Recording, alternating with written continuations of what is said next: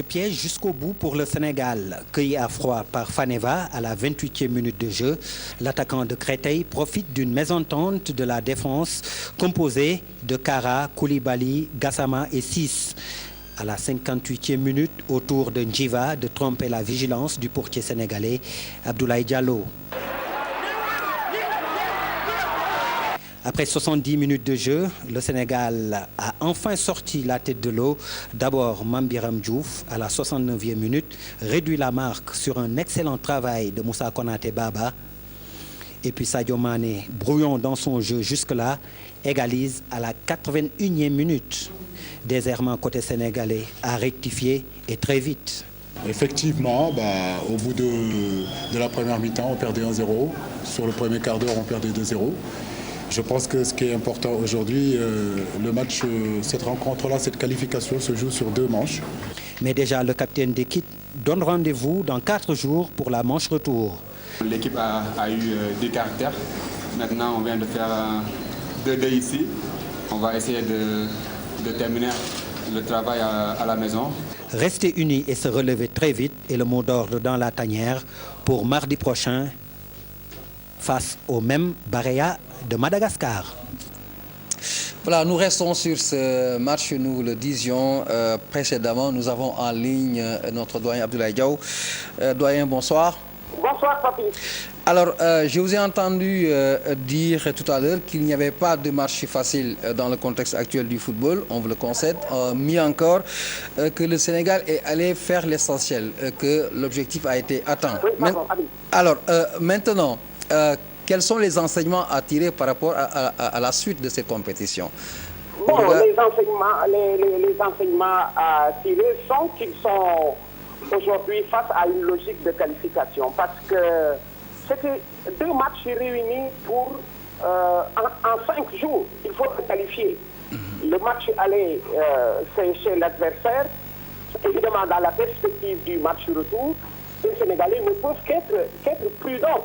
Puisque dans ce match-là, ils n'ont rien à gagner, mais tout à perdre. S'ils passent, c'est logique. S'ils ne passent pas, c'est une catastrophe. Ils ont été menés 2-0. Ils sont revenus à 2 partout en y allant.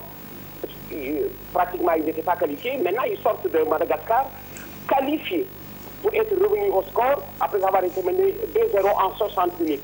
Maintenant, dans le match retour, puisque nous sommes dans des qualifications, il faudra être sérieux, professionnel, jouer pour la qualification dans les 5 groupes qui mènent directement à la prochaine Coupe du Monde. Parce que là, vraiment, ils sont revenus de très loin. Je n'ai pas souvenance d'une équipe du Sénégal dans une compétition officielle, menée 2-0 qui revient à 2 partout. C'est déjà bon dans la perspective du match retour et d'une qualification qui les attend à Dakar. Alors, doyen, nous restons par exemple sur... Vous avez certainement eu des sueurs froides, des frayeurs, oui. À l'énoncé justement des protagonistes, Madagascar et Sénégal. Oui. Ça fait discrimination d'entrée. Certains sont sceptiques au regard justement de l'évolution du score. 2-0 d'abord, ensuite l'égalisation. Est-ce que le statut ou les compétences d'Aliou Cissé justement doivent être remises en cause aujourd'hui? Non, pas du tout. Parce que ce genre de match est davantage souhaité par le moins gradé. Le moins gradé, c'était Madagascar. D'ailleurs, vous les avez lus et entendus. Ils ont dit avant match qu'ils seront dans l'état d'esprit qui nous avait animés, nous, quand nous battions la France. En un mot, le désir de se surpasser. Ils ont bataillé ferme sur tous les ballons.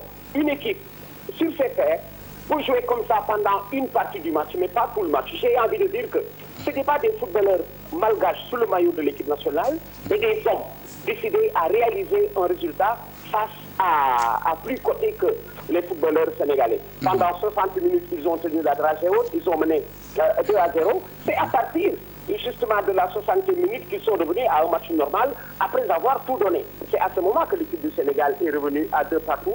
Regardez ce genre de match. S'il faut chercher un adversaire pour match amical, ce dont je suis sûr, le Sénégal ne choisit pas Madagascar. Madagascar aurait choisi de jouer le Sénégal en match amical, mais pas le Sénégal, parce que dans le monde, c'est comme ça que cela se passe. Vous choisissez de jouer contre plus gradé que vous pour grandir sous sa coupe, sous son ombre. On n'aurait pas choisi nous de jouer Madagascar. Tous les pièges qui nous attendaient, Heureusement que l'équipe s'en est bien tirée en attendant de recevoir les Malgaches dans 4 jours à Dakar. Alors, une dernière question, doyen, une toute dernière question, on va vous libérer. Oui.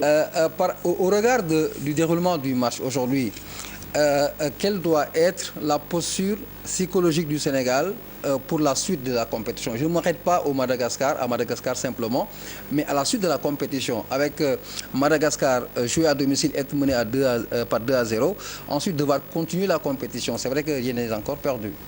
Oui, c'est vrai que les équipes changent. Chez les professionnels, il peut se passer beaucoup de choses en 2 mois. Après ce tour, on va attendre le tirage au sort. Nous avons du monde d'or. Nous allons peut-être les récupérer. Ce n'est pas plus. Il y a de cela 1 an, ou peut-être un peu plus. Si on vous avait dit qu'en Coupe du Monde, le Sénégal allait jouer sans Moussa Sow, sans Papou Demba Cissé, sans Demba Ba, vous auriez posé la question de savoir qui va jouer. Les équipes professionnelles changent très rapidement. Bon, à l'approche des campagnes, il peut bien se passer des choses, mais je crois que si nous passons ce tour, si nous nous retrouvons dans les poules de qualification, parce que nombreux sont les Africains qui disent que cette équipe est taillée pour aller à la Coupe du Monde, cette équipe du Sénégal. On sent qu'elle est en train de progresser. Elle n'est pas encore au niveau international, mais d'ici là, elle va progresser. Heureusement qu'elle n'est pas prête, parce que ça aurait été grave que d'être tout de suite prête, parce que vous savez, la forme, dès qu'elle s'installe, elle vous quitte. Elle sera peut-être en forme au bon moment, l'équipe sera complète au bon moment. Au bon moment.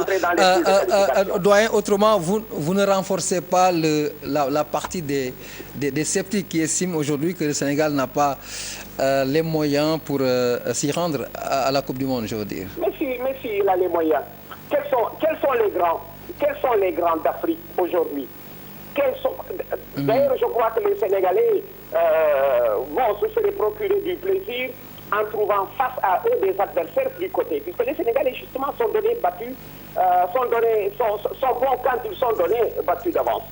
Tout à l'heure, je faisais allusion à la mondialisation du football qui est devenu maintenant effective. Il n'y a plus de petites équipes, il n'y a plus d'adversaires faciles. Tenez, cet après-midi, la Mauritanie menait devant la Tunisie 1-0 en Coupe du Monde. Je ne sais pas comment ça s'est terminé à l'arrivée, mais c'est vous dire que c'est devenu une ronde où chaque étape va compter. On ne sait pas de quoi demain sera fait, mais ce qui est sûr, c'est que cette équipe du Sénégal, avec l'effectif du moment, peut aspirer à une qualification. Vous l'avez dit, doyen, on vous a compris. Ça a été un plaisir. Merci d'avoir été